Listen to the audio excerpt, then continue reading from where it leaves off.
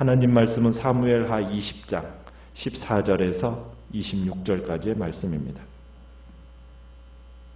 사무엘하 20장 14절에서 26절입니다.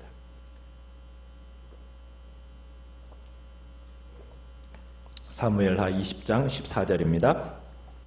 세바가 이스라엘 모든 지파 가운데 두루 다녀서 아벨과 벤마아가와 베림 온 땅에 이르니 그 무리도 다 모여 그를 따르더라.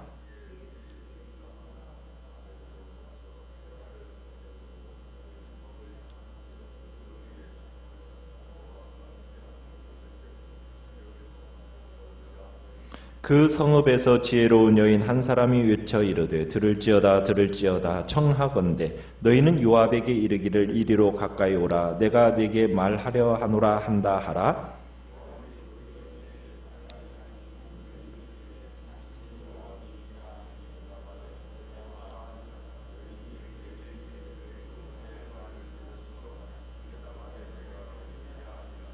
여인이 말하여 이르되 옛사람들이 흔히 말하기를 아벨에게 가서 물을 것이라 하고 그 일을 끝내었나이다.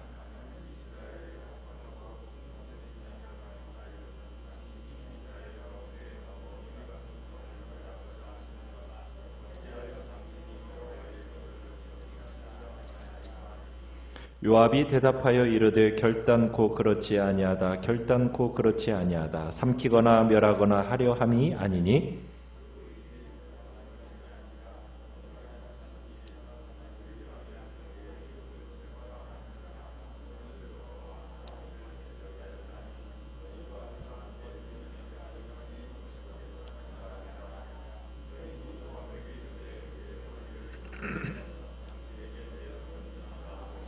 이에 여인이 그의 지혜를 가지고 모든 백성에게 나아가매 그들이 비그리의 아들 세바의 머리를 베어 요압에게 던진지라. 이에 요압이 나팔을 불매 무리가 흩어져 성읍에서 물러나 각기 장막으로 돌아가고 요압은 예루살렘으로 돌아와 왕에게 나아가니라.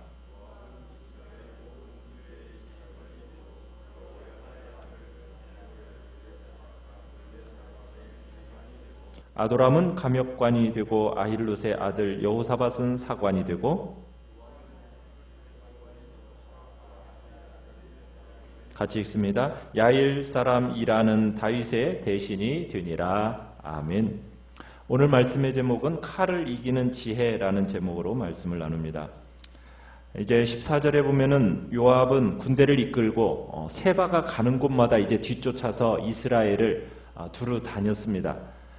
왜냐하면 세바가 군대를 모을 만한 여유를 주지 않기 위해서 지금 급하게 뒤쫓아가는 겁니다. 그래서 결국은 세바는 이렇다 할 대군을 모으지 못하고 쫓기는 신세가 되어버렸죠. 14절에 그렇게 되어 있죠. 세바가 이제 온 이스라엘 지파 가운데 두루 다녀서 아벨과 벤마아가와 베림 온 땅에 이르러서 이제 추종하는 무리들을 어느 정도 모았습니다. 그리고는 다윗이 예상한 대로 세바는 일종의 어떤 천연 요새 같은 곳에 성읍에 잠입해 가지고 장기적인 그 전쟁에 돌입하게 됩니다. 아비새와 그래서 요압이 군대를 이제 모아 가지고 이제 세바가 숨어 있는 이 벤마가의 아벨성을 포위를 합니다. 원래 이 성을 이 포위해서 함락하는데 천재적인 소질을 지닌 사람이 바로 요압이에요. 요압은 참 군대 장관으로서의 오랜 세월 동안 이런 전쟁을 많이 치러봤거든요. 그래서 이제 다윗의 군사들이 성읍을 향하여서 지역 언덕 위에다가 토성을 쌓습니다. 그리고는 성벽 높이만큼 그 토성을 쌓고 그리고는 이제 그 모든 백성들로 하여금 이제 성벽을 쳐서 헐어버리고자 이제 분투하고 있었어요. 그러니까 성 전체를 초토화시켜버리고 파멸시키겠다라는 그런 이제 전략을 가지고 요압이 지금 전쟁을 치르는 겁니다. 그래서 이제 이 아벨성이 결국 초토화될, 파멸될 위기에 처하게 된 겁니다. 그런데 실제로 이 아벨성 사람들은 세바가 무슨 짓을 했고 왜 요압이 지금 토성까지 쌓아서 이렇게 자기들을 파멸시키고 초토화시키려고 하는지를 실제적으로 몰랐어요. 그러면서도 이 바벨성 사람들은 그냥 되는 대로 지켜보자는 식이었던 것 같아요. 그래서 수수방관하고 있는 편이었던 겁니다. 그런데다가 실제로 또 별다른 뾰족한 방법도 없었고요. 이렇게 이대로 되면 이제 어떤 일이 벌어지는 겁니까? 뭐 알지도 못한 채 망하게 되는 거예요. 자, 이런 때 정확하게 이대로 되면은 안 된다는 사실을 알고서는 지혜를 발휘한 한 여인이 있었습니다. 요압이 성에서 막 토성을 쌓고 있는데 남자들은 지금 우두커니 있어요. 그런데 한 지혜로운 여인이 16절에 보면은 지혜로운 여인이 나서면서 요압을 부릅니다. 지혜로운 여인이 요압과 협상을 제의하기에 일어나는데 그녀가 큰 소리로 외치면서 들을지어다 들을지어다 청하건대 너희는 요압에게 이르기를 이리로 가까이 오라 내가 네게 말하려 하노라 하면서 성읍을 허물어뜨리려는 그 요압을 만나서 협상하고 싶다는 의사를 피력한 겁니다. 자, 이 아벨성의 여인의 이 웅변은요 핵심을 찌르는 웅변이었고 결국 요압이 꼼짝 못하게 만들었어요. 자, 요압이 그 여인에게 가까이 오니까 여인이 요압에게 두 가지를 말을 합니다. 첫 번째는 이제 18절에 보시면은 이 여인이 아벨의 역사와 전통을 논하는 것으로 이야기를 시작해요. 그러면서 무슨 얘기를 하면 첫째, 먼저 물으려면 그러니까 옛사람들이 흔히 말하기를 아벨에게 가서 물을 것이다 이렇게 했다는 거예요. 이게 옛 속담을 인용한 겁니다. 무슨 얘기냐? 이 아벨이라는 성은 지혜와 모략으로 유명하다라는 것을 강조한 거예요. 아벨에서 물으면은 모든 어려운 문제들도 타결짓고 해결했다라는 그 명성을 거론하는 겁니다. 이런 아벨을 치는 것은 결국 이스라엘이 자신의 과거, 오랜 전통 이걸 스스로 멸절하는 행위라고 이야기하는 겁니다. 이 아벨성에는 하나님의 말씀이 있고 지혜가 있기 때문에 결코 대화가 통하지 않는 그런 무식한 곳이 아니라는 거죠. 자신이 바로 그 명예로운 아벨굴의 지혜와 모략을 갖춘 사람으로서 지금 자신이 지금 제시할 묘책을 잘 고려해달라는 지금 이야기를 지금 이 여인이 하고 있는 겁니다. 두 번째로는 19절에 아벨성에는 정치에는 관심이 없고 그저 평화롭고 성실하게 살려는 사람이 많다 그렇게 얘기를 합니다. 그러니까 이 성을 치는 건 옳지 않다는 거죠. 이스라엘에 화평하고 충성된 자 중에 하나인데 왜 요압 당신은 이스라엘의 어머니 같은 이스라엘 가운데 어머니 같은 이 성을 멸하고자 합니까? 어째서 당신이 여호와의 기업을 삼키고자 하는 겁니까? 하고 묻는 겁니다. 우리는 이스라엘한테 대적한 일도 없고 충성한 것밖에 없는데 왜 여호와 하나님의 기업을 멸하려고 하느냐고 하면서 이 요압을 몰아세운 겁니다. 참 요압이라는 사람은 어떤 사람입니까? 우리가 보아왔지만 평소에 사람 죽이기를 좋아하는 사람이었습니다. 전쟁을 좋아하던 요압이에요. 이 요압이 임자 만났어요. 이 여인의 말을 딱 듣자 이제 자신을 변명을 하는데 변명하는 모습이 어떻습니까? 20절에 보면은 쩔쩔매는 모습이에요. 요압이 여인의 책망을 듣고 당황해하면서 뭐라고 얘기해? 결단코 그렇지 아니하다. 결단코 그렇지 아니하다. 이렇게 두 번씩이나 얘기하는 것은 지금 요압이 지금 당황했다는 얘기입니다. 어떻게 보면은 식은땀이 등에 흘렀다라는 그런 표현이에요. 그러니까 요압의 무력이 지금 여인의 이 조리 있는 발언에 무릎을 꿇은 겁니다. 요압은 상당히 당황해하면서 절대로 이 아벨성을 멸하려고 하는 게 아니라고 단지 뭐 때문이라고 얘기하고 있습니까? 세바의 반역 때문에 지금 그 사람을 찾는 것뿐이다 라고 대답을 합니다. 그러니까 이 여인은 아직까지 이 아벨성에 이 세바가 잠입해 들어와서 은신하고 있다는 것을 모르고 있는 것처럼 보여요. 실제로 요압이 하려고 하는 것은 아벨성을 초토화시키려는 것이 아니고 그냥 뭐 하는 것뿐이에요. 세바만 잡으면 된다는 거예요. 그런데 요압의 이 기질상 이 아벨성을 초토화시키고도 충분히 그렇게 하고도 남을 사람이 이 요압입니다. 그런데 지금 이 여인의 책망을 듣고서는 요압이 신속하게 지금 단호하게 자기는 아벨성을 삼키거나 멸하지 않을 거라고 거의 맹세적인 어조로 지금 강조하고 있습니다.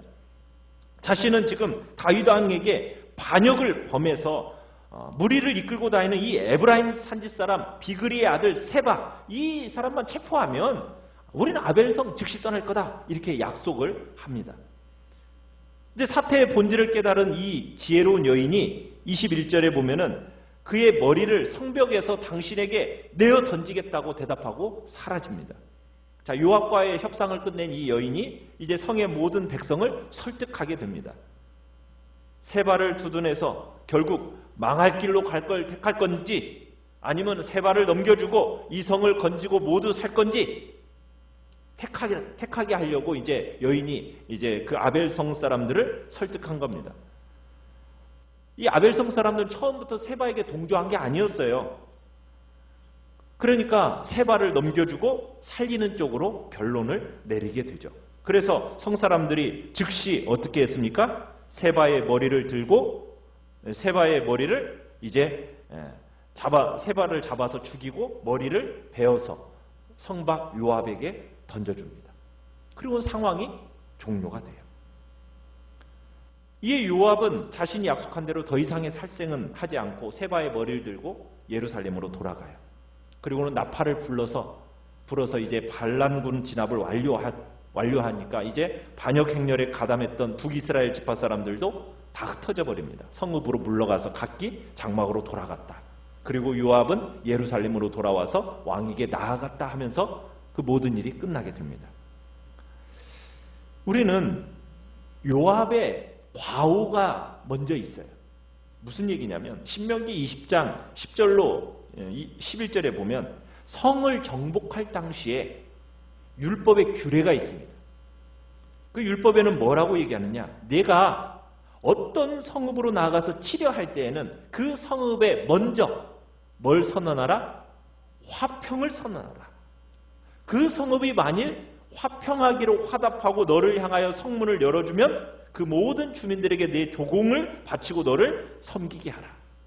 그러니까 하나님의 율법은 이방 사람들에게도 이런 것을 적용시켰어요. 이건 강요한 겁니다. 뭐라고요? 함부로 살생하지 말라는 거예요. 먼저는 뭘 선언하라고요? 화평을 선언하라는 거예요. 그러면 이스라엘 성읍에는 이게 더 적용되지 않겠습니까? 그런데 이 요압은 그렇게 하질 않았어요. 살생에 눈이 멀다 보니까 성을 정복했을 때 이 율법의 규례를 준수하지 않은 거예요. 그러니까 여인은 이러한 요압에게 협상을 제시함으로 인해서 율법을 준수하라고 압력을 넣은 것이라고 볼 수가 있는 겁니다. 우리는 또 조금 전까지만 해도 아마사를 죽인 요압이잖아요.